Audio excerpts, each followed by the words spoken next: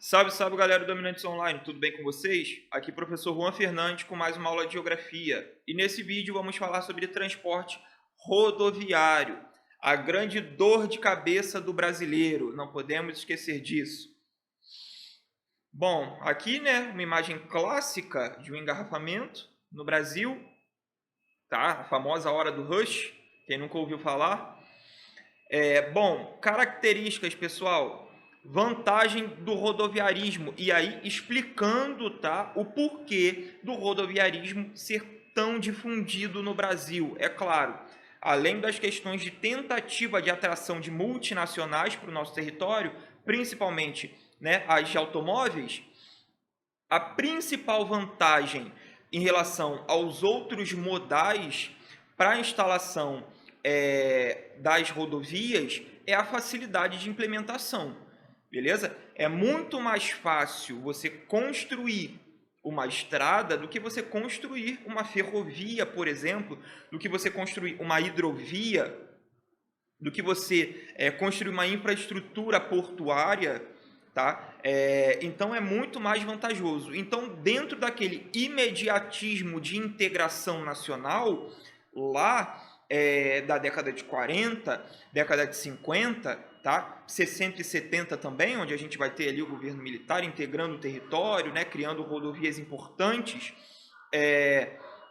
a gente vai ter o rodoviarismo sendo muito difundido nesse contexto, por conta da baixa integração territorial e da urgência de integração do nosso país. Beleza? Então, a principal vantagem do rodoviarismo é a facilidade de implementação desse modal. É muito fácil e é muito flexível. Esse modal ele consegue ser instalado em diversas áreas, beleza?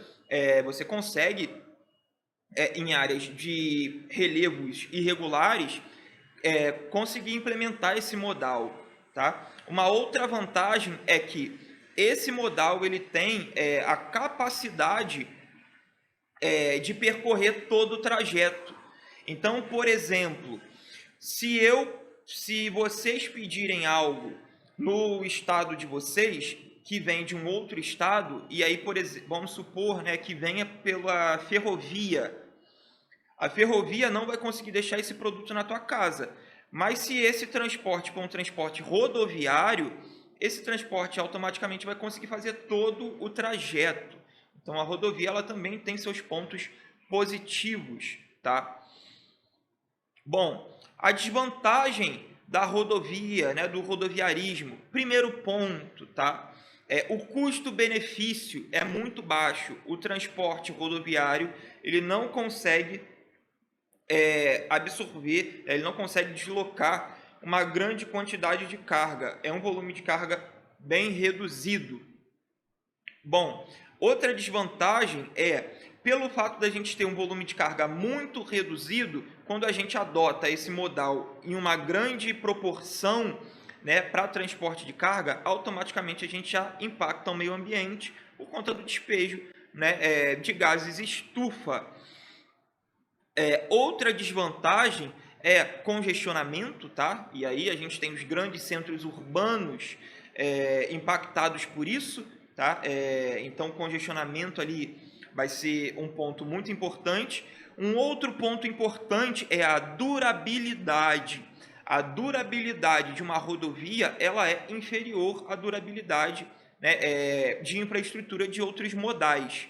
Perfeito? Então, por isso que a gente vê constantes pavimentações, ou constantes obras de recuperação de rodovias por conta de buracos, por conta da fragilidade, tá? E no nosso caso aqui também tem a fragilidade das próprias rodovias, da engenharia das nossas rodovias. Bom, as rodovias no Brasil elas vão ser importantíssimas dentro de um cenário de integração, como eu havia falado.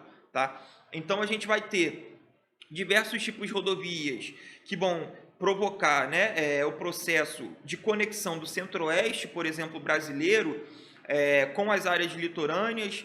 Então a gente vai ter ali essas rodovias visando, por exemplo, integração territorial da região norte com as demais porções do território.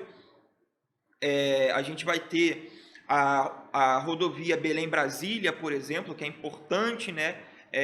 Cuiabá-Santarém, que é uma flecha do arco do desmatamento, tá? A gente tem as BRs tão difundidas, que são importantes eixos de conexão, de integração do nosso território.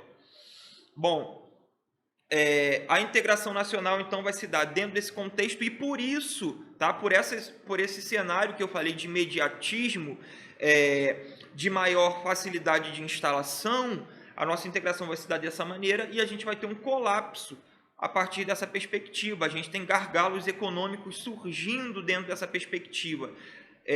A matéria-prima, os grãos, tá? O setor primário das áreas interioranas do nosso país vão ser extremamente prejudicados por conta do rodoviarismo, porque ele não consegue transportar uma grande quantidade de matéria, encarecendo assim, né, o valor do produto final. Com isso, o nosso produto chega com menor competitividade no mercado internacional. É claro que o rodoviarismo ele vai ser muito difundido, tá? Mas a partir da década de 90 ali, principalmente a partir das concessões, né, de alguns modais, principalmente de ferrovias, né, a gente vai ter um investimento em outros modais. Então, hoje a gente já tem uma tentativa de reversão desse quadro, rompendo um pouquinho com o rodoviarismo e optando mais pela ferrovia e pela hidrovia, tá?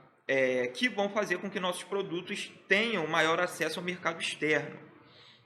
Bom, a solução para o congestionamento. Primeiro ponto, transportes mais eficientes, tá?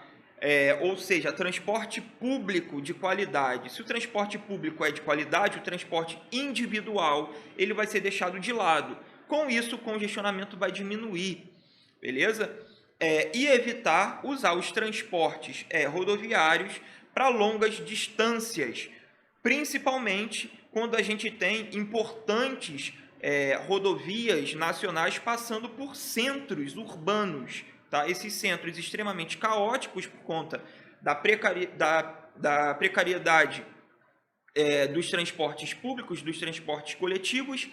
Isso vai fazer com que haja cada vez mais um congestionamento, impactando a circulação do nosso país. Bom, aqui a gente tem uma comparação de matrizes de transporte de carga, só para vocês entenderem, tá? E eu quero atentar aqui vocês para o nosso país. 58% da nossa carga ela é absorvida pelo transporte rodoviário. E o rodoviarismo, para um país de dimensão continental, como é o nosso caso, é extremamente danoso, tá? A gente consegue ver aqui, por exemplo, quem chega muito próximo, tá? É a Austrália e a China, tá? Mas isso se dá também por conta, por exemplo, de concentração de atividades. Então, se a gente tem uma concentração populacional muito grande da China, tá? Numa parte litorânea, e a Austrália da mesma maneira, beleza? Se a gente for pegar o caso da Austrália, por exemplo, a área central australiana é um deserto.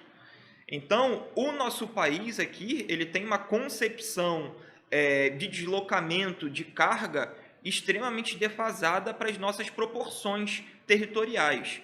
Perfeito? Então, se a gente for pegar o caso russo aqui, por exemplo, né, o caso canadense, o caso dos Estados Unidos, a gente tem um equilíbrio dentro desses modais. No Brasil, a gente não encontra esse equilíbrio. Perfeito, galera? É isso. Até a próxima. Tchau, tchau.